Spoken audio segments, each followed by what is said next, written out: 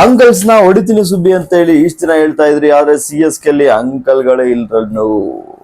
ಈ C S K Davis and Dhoni ಕೂಡ ಇವತ್ತು ಆಲ್ ಆಗಿರ್ತಾರ. C S K full young guns.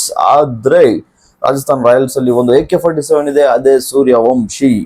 Dhoni ಮತ್ತೆ ಬ್ರವಿಸ್ ಇಲ್ದೆ ಟೀಮ್ ಅನ್ನ ಯಾರು ಮುನ್ನಡೆಸ್ತಾರೆ ಅಂತಕ್ಕಂಥದ್ದನ್ನ ನೋಡೋಣ ಇವತ್ತಿನ ಪ್ರೇಮ್ ಡಗೌಟ್ ಶೋ ಅಲ್ಲಿ. ತಮ್ಮೆಲ್ಲರಿಗೂ ಕೂಡ ಸ್ವಾಗತ ಈ ಒಂದು CSK ವರ್ಸಸ್ ರಾಜಸ್ಥಾನ್ ಪ್ರಿವ್ಯೂ ಕಾರ್ಯಕ್ರಮಕ್ಕೆ. ಫಸ್ಟ್ ಆಫ್ ಆಲ್ ಇವತ್ತು ಧೋನಿ ಮತ್ತೆ ಬ್ರವಿಸ್ ಇಂಜುರಿಯಿಂದ ಧೋನಿ ಒಂದ್ 2 ವೀಕ್ ಇರಲ್ಲ, ಬ್ರವಿಸ್ ಅವರು ಸುಮಾರು ಒಂದ್ 2 ಗೇಮ್ಸ್ ಇರಲ್ಲ. ಸೊ ಬ್ರವಿಸ್ ಈ CSK ಟೀಮ್ಗೆ ಒಂದು ಹೊಸ ಅಡಿಷನ್ ಏನು ಅಂದ್ರೆ ಸಂಜು ಸ್ಯಾಮ್ಸನ್ ಅವರು ಬಂದಿರತಕ್ಕಂಥದ್ದು ರಾಜಸ್ಥಾನ್ ರಾಯಲ್ಸ್ ಇಂದ. ಸೊ ಇವತ್ತು ಸಂಜು ಸ್ಯಾಮ್ಸನ್ ಮತ್ತೆ ಋತುರಾಜ್ ಗಾಯಕ್ವಾಡ್ ಓಪನ್ ಮಾಡಬಹುದು. ತಮಗೆ ಗೊತ್ತಿದೆ ಇವತ್ತು ಸಂಜು ಸ್ಯಾಮ್ಸನ್ ಓಪನ್ ಮಾಡೋದ್ರಿಂದ ಅವ್ರಿಗೆ T20 ವರ್ಲ್ಡ್ ಕಪ್ ತುಂಬಾ ಚೆನ್ನಾಗಾಯ್ತು. ಸಂಜು ಸ್ಯಾಮ್ಸನ್ಗೆ ಆ ಒಂದು ಕಾನ್ಫಿಡೆನ್ಸ್ ಇದೆ. ಅದರ ಜೊತೆಗೆ ಫಾಸ್ಟ್ ಬೌಲಿಂಗ್ ಡಿಪಾರ್ಟ್ಮೆಂಟ್ ಏನಿತ್ತು ರಾಜಸ್ಥಾನ್ ರಾಯಲ್ಸ್, ಅವರೆಲ್ಲರೂ ಕೂಡ ಇವರು ನೆಟ್ ಅಲ್ಲಿ ಆಡಿ ಅಭ್ಯಾಸ ಇರೋದ್ರಿಂದ ಸಂಜು ಸ್ಯಾಮ್ಸನ್ಗೆ ಒಂದಷ್ಟು ಪಾಸಿಟಿವ್ ವಿಚಾರಗಳಿದಾವೆ. ಅದೇನು ಅಂದ್ರೆ ಜೋಫ್ರಾ ಆರ್ಚರ್ ನ ನೆಟ್ಸ್ ಅಲ್ಲಿ ಆಡಿದ್ದಾರೆ, ಯಾಕಂದ್ರೆ ಮುಂಚೆ ಅವರು ರಾಜಸ್ಥಾನ್ ರಾಯಲ್ಸ್ ಅಲ್ಲೇ ಇದ್ರು. ಸಂದೀಪ್ ಶರ್ಮಾ ಅವರ ಸ್ಲೋಬರ್ ನೆಟ್ಸ್ ಅಲ್ಲಿ ಆಡಿದ್ದಾರೆ. ಈ ಬರ್ಗರ್ ಏನಿದ್ದಾರೆ ಅವರು ಸ್ಪೀಡ್ ಬಾಲ್ 150+ ಸ್ಪೀಡ್ ಬೌಲಿಂಗ್ ಅನ್ನ ಕೂಡ ಸಂಜು ಆಡಿರ್ತಕ್ಕಂಥದ್ದು. ಇದಷ್ಟ ಜೊತೆಗೆ ತಮಗೆ ಗೊತ್ತಿರ್ಲಿ ಈ ವರ್ಷ ಹೊಸ ಟೀಮ್, ಹೊಸ ಕ್ಯಾಪ್ಟನ್ಸಿ ಮತ್ತೆ ಯಂಗ್ ಮೈಂಡ್ಸ್ ಇರ್ತಕ್ಕಂಥದ್ದು. ಋತುರಾಜ್ ಗಾಯಕ್ವಾಡ್ ಋತುರಾಜ್ ಮತ್ತೆ ಸಂಜು ಸ್ಯಾಮ್ಸನ್ ಇಬ್ರು ಕೂಡ ಓಪನಿಂಗ್ ಅನ್ನ ಮಾಡ್ತಾರೆ. 1 ಡೌನ್ ಇಲ್ಲಿ ಮೇ ಬಿ ಮ್ಯಾಥ್ಯೂ ಶಾರ್ಟ್ ಆಡ್ಬೋದು. ಮ್ಯಾಥ್ಯೂ ಶಾರ್ಟ್ ಆಡಿದ್ರೆ ಅವ್ರು 140+ ಸ್ಟ್ರೈಕ್ ರೇಟ್ ಇದೆ, ಒಬ್ಬ ಅನುಭವಿ ಬ್ಯಾಟ್ಸ್ಮನ್ ಸಿಕ್ಕಂಗಾಗುತ್ತೆ. ನಂತರ 4th ಸ್ಲಾಟ್ಗೆ ಆಯುಷ್ ಮಾತ್ರ ಆಡ್ತಕ್ಕಂಥದ್ದು. ಆಯುಷ್ ಮಾತ್ರ ತಮಗೆ ಗೊತ್ತಿರಲಿ ಅಂಡರ್-19 ನ್ಯೂಜಿಲೆಂಡ್ ವಿರುದ್ಧ 53 ರನ್ ಹೊಡೆದಿರ್ತಕ್ಕಂಥದ್ದು, ಇಂಡಿಯಾ ಕ್ಯಾಪ್ಟನ್. ಅದಾದ ನಂತರ ನೀವು ಲಾಸ್ಟ್ ಸೀಸನ್ ಅನ್ನು ನೋಡ್ತವ್ರೆ 2025 ಸೀಸನ್ ಅನ್ನ ಆಯುಷ್ ಮಾತ್ರೆ ತುಂಬಾ ಚೆನ್ನಾಗಿತ್ತು, ಯಾಕಂದ್ರೆ 188 ಸ್ಟ್ರೈಕ್ ರೇಟ್ ಇರ್ತಕ್ಕಂಥದ್ದು ಆಯುಷ್ ಮಾತ್ರೆ. ನಂತರ 4ನೇ ಸ್ಲಾಟ್ ಅಲ್ಲಿ ಇರ್ತಾರೆ. ಬಟ್ ಒಂದು ವಿಚಾರ ಗೊತ್ತಿರಲಿ, ಕಾರ್ತಿಕ್ ಶರ್ಮಾ ಈ ಹೆಸರನ್ನ ತಾವು ಕೇಳಿರ್ತೀರಾ. ಅನ್ಕ್ಯಾಪ್ಡ್ ಪ್ಲೇಯರ್, 14+ ಕ್ರೋರ್ಸ್ಗೆ ಸೋಲ್ಡ್ ಆಗಿರ್ತಕ್ಕಂಥದ್ದು ಈ ವರ್ಷ. ಅವರ ಬಗ್ಗೆ ಒಂದಷ್ಟು ಮಾಹಿತಿಯನ್ನ ತಾವು ತಿಳ್ಕೊಳ್ಳಿ. ನೋಡಿ, ಆ ವ್ಯಕ್ತಿ ಎಂಥ ಕಷ್ಟದಿಂದ ಬಂದಿದ್ದಾರೆ ಅಂದ್ರೆ ಅವರ ಅಪ್ಪನ ಹತ್ರ ಅವ್ರಿಗೆ ಬೇಸಿಕ್ ಕಿಟ್ಸ್ ಕೊಡ್ಸಕ್ಕೆ ದುಡ್ಡು ಇರ್ಲಿಲ್ಲ, ಕ್ರಿಕೆಟ್ ಕಿಟ್ ಅನ್ನ ಕೊಡ್ಲಿಕ್ಕೆ. ಅವರಪ್ಪ ಕೂಲ್ ಡ್ರಿಂಕ್ ಸೇಲ್ ಮಾಡ್ತಾ ಇದ್ರು, ಟ್ಯೂಷನ್ ಮಾಡ್ತಾ ಇದ್ರು, ಇದೆಲ್ಲ ಮಾಡ್ತಾ ಇದ್ರು. ಒಂದು ಫೈನ್ ಡೇ ಜೀವನದಲ್ಲಿ ಒಂದು ಅತ್ಯುತ್ತಮವಾಗಿರ್ತಕ್ಕಂತಹ ಮತ್ತೆ ಲೈಫ್ ರಿಸ್ಕ್ ಆಗಿರ್ತಕ್ಕಂಥ ಒಂದು ಡಿಸಿಷನ್ ಅನ್ನ ತೆಗೆದುಕೊತಾರೆ. ಜೀವನ ಬದಲಾಯಿಸಿರ್ತಕ್ಕಂಥ ಆ ಡಿಸಿಷನ್ ಏನು ಅಂದ್ರೆ ಅವರ ಅಂಗಡಿಯನ್ನ ಮಾರ್ತಾರೆ. ಅವ್ರ ಶಾಪ್ ಏನಿತ್ತಲ್ವಾ ಆ ಅಂಗಡಿಯನ್ನ ಮಾರ್ತಾರೆ, ಲೋನ್ ಮಾಡ್ತಾರೆ, ಎಲ್ಲ ಮಾಡಿಬಿಟ್ಟು ಮಗುಗೋಸ್ಕರ ಒಂದು ಬೌಲಿಂಗ್ ಮಿಷಿನ್ ಅನ್ನ ಕೊಡಿಸ್ತಾರೆ. ಯಾಕೆಂದ್ರೆ ಕ್ರಿಕೆಟ್ ಅಕಾಡೆಮಿಗೆ ಹೋಗಿ ಕಲಿಯೋಷ್ಟು ದುಡ್ಡು ಅವ್ರ ಹತ್ರ ಇರಲಿಲ್ಲ. ಸೊ ಅವರೇ ಕಾರ್ತಿಕ್ ಶರ್ಮಾ ಬೌಲಿಂಗ್ ಮಿಷಿನ್ ಕೊಡಿಸ್ತಾರೆ, ಒಂದು 500 ಬಾಲನ್ನ ತೆಗೆದುಕೊತಾರೆ. ಬೆಳಗ್ಗೆ ಬೇರೆಲ್ಲ ಕೋಚಿಂಗ್ ಅಕಾಡೆಮಿಗೆ ಹೋಗಿ ಪ್ರೊಫೆಷನಲ್ ಪ್ರಾಕ್ಟೀಸ್ ಮಾಡ್ತಾ ಇದ್ರೆ ಕಾರ್ತಿಕ್ ಶರ್ಮಾಗೆ ದುಡ್ಡಿಲ್ಲ. ಬೌಲಿಂಗ್ ಮಿಷನ್ಗೆ ಒಂದು 500 ಬಾಲ್ ಹಾಕೋ, ಪ್ರಾಕ್ಟೀಸ್ ಮಾಡು, 150+ ಅಲ್ಲಿ ಪ್ರಾಕ್ಟೀಸ್ ಮಾಡು. ಆ ಒಂದು ಹಾರ್ಡ್ ವರ್ಕ್ ಇವತ್ತು ಬೆಲೆ ತಂದಿರತಕ್ಕಂಥದ್ದು 14.40 ಕ್ರೋರ್ಸ್ಗೆ ಸೋಲ್ಡ್ ಆಗಿರ್ತಕ್ಕಂಥದ್ದು CSKಗೆ. ಸೊ ಎಲ್ರೂ ಕೂಡ ಆ ಕಾರ್ತಿಕ್ ಶರ್ಮಾ ಮೇಲೆ ಇರ್ತಕ್ಕಂಥದ್ದು. ಆ ನಂತರ ಈ ಕಾರ್ತಿಕ್ ಶರ್ಮಾ ಮೇಲೆ ತಮಗೆ ಗೊತ್ತಿರ್ಲಿ ಒಳ್ಳೆ ಸ್ಟ್ರೈಕ್ ರೇಟ್ ಇದೆ, ಚೆನ್ನಾಗಿ ಆಡ್ತಾರೆ. ಆನಂತರ ಪ್ರಶಾಂತ್ ವೀರ್ ಅಂತಕ್ಕಂತಹ ಇನ್ನೊಬ್ಬ ಪ್ಲೇಯರ್ ಇದ್ದಾರೆ, ಅವರು 6ಕ್ಕೆ ಬರಬಹುದು. ಅವರು ಆಲ್ರೌಂಡರು, ಲೆಫ್ಟ್ ಹ್ಯಾಂಡ್ ಸ್ಪಿನ್ ಕೂಡ ಮಾಡ್ತಾರೆ, ಲೆಫ್ಟ್ ಹ್ಯಾಂಡ್ ಆರ್ಮ್. ಅದ್ ಬಿಟ್ರೆ ಬ್ಯಾಟಿಂಗ್ ಕೂಡ ಆಡ್ತಾರೆ. ತಮಗೆ ಗೊತ್ತಿರಲಿ ಇವರು ಪ್ರಶಾಂತ್ ವೀರ್ 160+ ಸ್ಟ್ರೈಕ್ ರೇಟ್ ಅಲ್ಲಿ ಆಡ್ತಕ್ಕಂಥ ಆಟಗಾರ. 10 ಬಾಲಿಗೆ 30 ಹೊಡೆದಿರ್ತಕ್ಕಂಥ ರೀಸೆಂಟ್ ಡೊಮೆಸ್ಟಿಕ್ ಅಲ್ಲಿ. ಸೊ ಒಂದೊಳ್ಳೆ ಪ್ಲೇಯರ್, ಓವರ್ಗೆ 10-15 ರನ್ ಬೇಕು ಅಂದ್ರು ಹೊಡಿತಕ್ಕಂಥ ಪ್ಲೇಯರ್ ಪ್ರಶಾಂತ್ ವೀರ್. ಮತ್ತೆ ಒಂದು 4 ಓವರ್ ಬೌಲಿಂಗ್ ಅನ್ನ ಹಾಕೊಡ್ತಾರೆ. ನೆಕ್ಸ್ಟ್ ಬರ್ತಕ್ಕಂಥದ್ದೇ ಶಿವಮ್ ದುಬೆ. ಫಿನಿಶಿಂಗ್ ಅಲ್ಲಿ ಇವತ್ತು ಶಿವಮ್ ದುಬೆ ಮೇಲೆ ಜಾಸ್ತಿ ಎಕ್ಸ್ಪೆಕ್ಟೇಷನ್ ಇದೆ. ಯಾಕೆ ಅಂದ್ರೆ ಎಲ್ರು ಕೂಡ ಹಿಂಗ್ ಮೈಂಡ್ಸು, ಅನುಭವ ಇಲ್ಲ.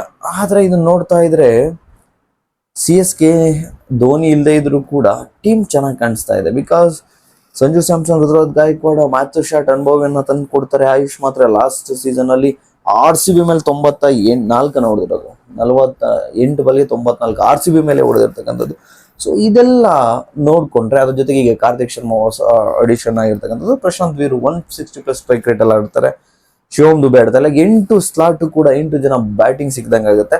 ನೆಕ್ಸ್ಟ್ ಖಲೀಲ್ ಅಹ್ಮದ್ ಅನ್ನ ಬೌಲಿಂಗ್ ಡಿಪಾರ್ಟ್ಮೆಂಟ್ ನೋಡಿದ್ದಾರೆ. Khaleel Ahmed fast bowler. ಅವ್ರ ಜೊತೆ ಮ್ಯಾಟ್ ಹೆನ್ರಿ, ಅವರು ಕೂಡ ಇಂಟರ್ನ್ಯಾಷನಲ್ ಪ್ಲೇಯರ್. ಇವರಿಬ್ರು ಫಾಸ್ಟ್ ಬೌಲರ್ ಜೊತೆ ಸ್ಪಿನ್ನರ್ ಬಂದ್ರೆ Noor Ahmad. So foreign player ಇಲ್ಲಿ ನೋಡ್ತಾ ಇದ್ರೆ ನೂರ್ ಅಹಮದ್, ಮಾರ್ಟಿನ್ ಇಬ್ರಾಯ್ತು. ಅದನ್ನು ಬಿಟ್ರೆ ಮ್ಯಾಥ್ಯೂ ಶಾರ್ಟ್ ಬ್ಯಾಟಿಂಗು 3 ಆಯ್ತು. ಇನ್ನೊಬ್ರು ಫಾರಿನ್ ಪ್ಲೇಯರ್ ನಡೆಸ್ಬೋದು, ಅಖಿಲ್ ಹುಸೇನ್ ನಡೆಸಿದ್ರೆ ಸ್ಪಿನ್ ಸಿಗುತ್ತೆ. ಪ್ರಶಾಂತ್ ನೀಲ್ ಅಲ್ಲ, ಪ್ರಶಾಂತ್ ವೀರ್ ಇರೋದ್ರಿಂದ ಅಲ್ಲಿ ಸ್ಪಿನ್ ಸಿಗುತ್ತೆ. ಸೊ ಅಖಿಲ್ ಹುಸೇನ್ ಏನ್ ಬೇಡ. ಇನ್ನೊಬ್ಬ ಎಕ್ಸ್ಟ್ರಾ ಬ್ಯಾಟಿಂಗ್ ಆಡ್ ಆಗುತ್ತೆ, ಮತ್ತೆ ಆಲ್ರೌಂಡರು ಜೆಮಿ ಓವರ್ಟನ್. ಸೊ ಜೆಮಿ ಓವರ್ಟನ್ ಅನ್ನು ಹಾಕೊಳ್ಳೋ ಸಾಧ್ಯತೆ ಜಾಸ್ತಿ ಇದೆ. ಸೊ ಇದು ಈ CSK 11. ಇದ್ರ ಜೊತೆ ಗೊತ್ತಿರಲಿ ಸರ್ಫರಾಜ್ ಖಾನ್ ಇಂಪ್ಯಾಕ್ಟ್ ಆಗಿ ಬರಬಹುದು. ಫಸ್ಟ್ ಬೌಲಿಂಗ್ ಏನಾರ ಮಾಡಿದ್ರೆ ಬ್ಯಾಟಿಂಗಿಗೆ ಬೇಕಾಗ್ತಾರೆ. ಸೊ ಇಂಪ್ಯಾಕ್ಟ್ ಪ್ಲೇಯರ್ ಆಗಿ ಬರ್ಬೋದು. ಇಲ್ಲಾಂದ್ರೆ ಫಸ್ಟ್ ಬ್ಯಾಟಿಂಗ್ ಆಡ್ಬಿಟ್ರೆ ಬೌಲಿಂಗ್ಗೆ ಶ್ರೇಯಸ್ ಗೋಪಾಲ್ ಬರ್ಬೋದು ಅಥವಾ ಕಾಂಬೋಜ್ ಬರ್ಬೋದು. ಇದು CSK ಲೈನ್-ಅಪ್. ಈಗ ಒಂದ್ಸರ್ತಿ ರಾಜಸ್ಥಾನ್ ರಾಯಲ್ಸ್ ನ ಲೈನ್-ಅಪ್ ಅನ್ನ ನೋಡೋಣ. ಸೊ ರಾಜಸ್ಥಾನ್ಗೆ ಇವತ್ತು 2 ಅಡ್ವಾಂಟೇಜಸ್ ಇದೆ. ಅದೇನು ಅಂದ್ರೆ, first of all Dhoni opposite team ಅಲ್ಲಿ ಫೀಲ್ಡ್ ಅಲ್ಲಿ ಇರಲ್ಲ, ಬ್ರೆವಿಸ್ ಪವರ್ ಹಿಟ್ಟರ್ ಇರಲ್ಲ, ಅದ್ರ ಜೊತೆಗೆ ಓಮ್ ಅಡ್ವಾಂಟೇಜಸ್ ಇರ್ತಕ್ಕಂಥದ್ದು ರಾಜಸ್ಥಾನ್ ರಾಯಲ್ಸ್ಗೆ. ಸೊ ಇವು ತಮಗೆ ಗೊತ್ತಿರಲಿ, ಇಲ್ಲಿ ಯಶಸ್ವಿ ಜೈಸ್ವಾಲ್ ಮತ್ತೆ ವೈಭವ್ ಸೂರ್ಯವಂಶಿ ಓಪನ್ ಮಾಡ್ತಕ್ಕಂಥದ್ದು. ಆದ್ರೆ ನನ್ನ ಪ್ರಶ್ನೆ ಮುಂದೆ, ವೈಭವ್ ಸೂರ್ಯವಂಶಿನ ಕಟ್ಟಾಗ್ತಕ್ಕಂಥ ಬೌಲರ್ ಯಾರಿದ್ದಾರೆ CSK ಅಂತ?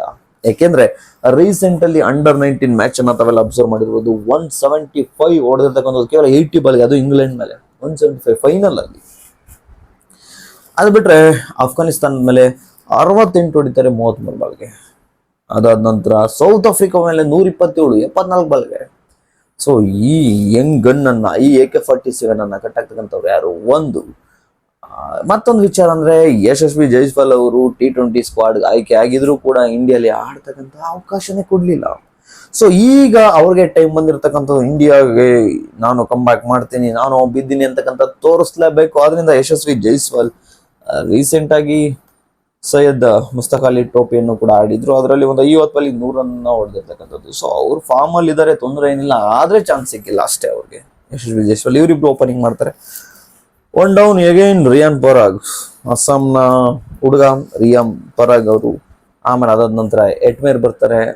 ಗೊತ್ತಿರ್ಲಿ ತಮ್ಗೆ ಏನ್ ಅಡ್ವಾಂಟೇಜ್ ಅಂತ ಹೇಳಿದೆ ಅಂದ್ರೆ, ಓಪನಿಂಗ್ ಒಳ್ಳೆ ಫಾರ್ಮ್ ಅಲ್ಲಿ ಇದ್ದಾರೆ. ಅದನ್ನ ಬಿಟ್ರೆ Hetmyer one of the best form ಅಲ್ಲಿ ಇರ್ತಕ್ಕಂಥದ್ದು ರೀಸೆಂಟ್ ಇಯರ್ಸ್ ಅಲ್ಲಿ. ಯಾಕೆಂದ್ರೆ ವರ್ಲ್ಡ್ ಕಪ್ ಅನ್ನ, T20 ವರ್ಲ್ಡ್ ಕಪ್ ಅನ್ನ ಗಮನಿಸಿದ್ರೆ ರೀಸೆಂಟ್ ಆಗಿ ನಡೆದಿರ್ತಕ್ಕಂಥದ್ದು, ಇಂಡಿಯಾ ಮೇಲೆ 12 ಬಾಲ್ಗೆ 27, ಜಿಂಬಾಬ್ವೆ ಮೇಲೆ 34 ಬಾಲ್ಗೆ 85, ಸೌತ್ ಆಫ್ರಿಕಾ ಮೇಲೆ 36 ಬಾಲ್ಗೆ 64, ಮತ್ತೆ ಇನ್ನೊಂದು ಸೌತ್ ಆಫ್ರಿಕಾ T20 42ಕ್ಕೆ 75.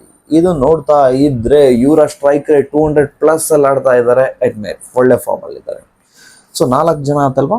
5ನೇ ಪ್ಲೇಯರು ಧ್ರುವ್ ಜುರೆಲ್, ಅವರು ಒಳ್ಳೆ ಬ್ಯಾಟಿಂಗ್ ಅನ್ನ ಆಡ್ತಕ್ಕಂತಹ ಎಬಿಲಿಟಿ ಇದೆ. 5 ಜನ ಇಲ್ಲಿಗಾಯ್ತು. 6ನೇ ದಿನ ಅಂದ್ರೆ ಧನುಷ್ ಶಣಕನು ಕೂಡ ಒಳ್ಳೆ ಫಾರ್ಮ್ ಅಲ್ಲಿ ಇದ್ದಾರೆ T20. ದಶುನ್ ಶಣಕ ಒಳ್ಳೆ ಫಾರ್ಮ್ ಅಲ್ಲಿ ಇದ್ದಾರೆ T20. ದಶುನ್ ಶಣಕ ಹಾಕೊಳ್ಳೋದು ಅಥವಾ ಡೊನೋವನ್ ಫೆರೇರಾ ಅಂತೇಳಿ ಸೌತ್ ಆಫ್ರಿಕಾ T20 ಒಳ್ಳೆ ಫಾರ್ಮ್ ಅಲ್ಲಿ ಇದೆ. ಒಳ್ಳೆ ಬೌಲಿಂಗ್ ಇದೆ, ಒಳ್ಳೆ ಬ್ಯಾಟಿಂಗ್ ಇದೆ. 170+ ಸ್ಟ್ರೈಕ್ ರೇಟ್, ಓವರ್ಗೆ 12, 13 ಅಥವಾ 20 ಬೇಕಾದ್ರೂ ಟ್ರೈ ಮಾಡ್ತಕ್ಕಂಥ ಬ್ಯಾಟ್ಸ್ಮನ್ ಬೈಗಿಟ ಡೊನೋವನ್ ಫೆರೇರಾ. ಡೊನೋವನ್ ಫೆರೇರಾ ಹಾಕೊಂಡ್ರೆ ದಶುನ್ ಶಣಕನ್ನ ಹಾಕಳಕ್ ಆಗಲ್ಲ. ಮೇ ಬಿ ಡೊನೋವನ್ ಫೆರೇರಾ ಜೊತೆ ಹೋಗಬಹುದು. ಅಲ್ಲಿಗೆ 6 ಆಯ್ತು. 7 ರವೀಂದ್ರ ಜಡೇಜಾ, ತಮಗೆ ಗೊತ್ತಿದೆ ಎಕ್ಸ್ಪೀರಿಯನ್ಸ್, ಬ್ಯಾಟಿಂಗ್, ಫೀಲ್ಡಿಂಗ್ ಮತ್ತೆ ಬೌಲಿಂಗ್ ವಿಭಾಗದಲ್ಲಿ ಇವ್ರು ರೀಡ್ ಮಾಡ್ತಾ ಹೋಗ್ತಾರೆ. ಸೊ ಅಲ್ಲಿ 7 ಜನ ಬ್ಯಾಟಿಂಗ್ ಲೈನ್-ಅಪ್ ಇಲ್ಲ ಆಯ್ತು. ನೆಕ್ಸ್ಟ್ ಬೌಲಿಂಗ್ ವಿಭಾಗವನ್ನ ನೋಡ್ತಾ ಬಂದ್ರೆ ಜೋಫ್ರಾ ಆರ್ಚರ್ ಇದ್ದೇ ಇರ್ತಾರೆ fix. And Nandre Burger 2 fast bowling ಆಯ್ತು. ಅದ್ರ ಜೊತೆಗೆ ಸಂದೀಪ್ ಶರ್ಮಾ ತುಂಬಾ ಸ್ಲೋ ಓವರ್, ಚೆನ್ನಾಗಿದೆ, ಪವರ್ ಪ್ಲೇ ನಲ್ಲಿ ಬೌಲಿಂಗ್ ಮಾಡ್ತಾರೆ. ಸೊ ಫಾಸ್ಟ್ ಡಿಪಾರ್ಟ್ಮೆಂಟ್ ಅನ್ನ ಇವ್ರು 3 ಲೀಡ್ ಮಾಡಿದ್ರೆ, ಸ್ಪಿನ್ ಡಿಪಾರ್ಟ್ಮೆಂಟ್ ಅನ್ನ ಜಡೇಜಾ ಮತ್ತೆ ರವಿ ಬಿಷ್ಣೋಯ್ ಮಾಡ್ತಕ್ಕಂಥದ್ದು. ಸೊ ಇದು team. May be impact player ಆಗಿ ತುಷಾರ್ ದೇಶಪಾಂಡೆ ಏನಾದ್ರು ಬೌಲಿಂಗ್ ಬೇಕು ಅಂದ್ರೆ ಹಾಕೋತಾರೆ, ಅಥವಾ ಶಿವಮ್ ದುಬೆಯನ್ನ ಹಾಕಬಹುದು. ಸೊ ಇದು ರಾಜಸ್ಥಾನ್ ರಾಯಲ್ಸ್. ನೋಡಿ, ಒಂದೇನು ಅಂದ್ರೆ, ಯಾವಾಗ್ಲೂ ನಾನು ಹೇಳ್ತಾ ಇದ್ದೆ, ಅಂಕಲ್ CSK ಅಂದ್ರೆ ವಯಸ್ಸಾಗಿರೋರು ಅಂತ ಇದ್ರು. ಬಟ್ ಈಗ CSK ಅಲ್ಲಿ ಯಂಗ್ ಮೈಂಡ್ ಸೆಟ್ ಇರತಕ್ಕಂಥದ್ದು. ಅದ್ರ ಜೊತೆಗೆ ಇವತ್ತಿನ ಮ್ಯಾಚ್ ವಿನ್ನರ್ ಯಾರಾಗ್ಬೋದು ಅಂತಕ್ಕಂಥ ಪ್ರಿಡಿಕ್ಷನ್ ಅನ್ನ ಈಗ ಶುರು ಮಾಡ್ತಾ ಇದ್ದೀನಿ.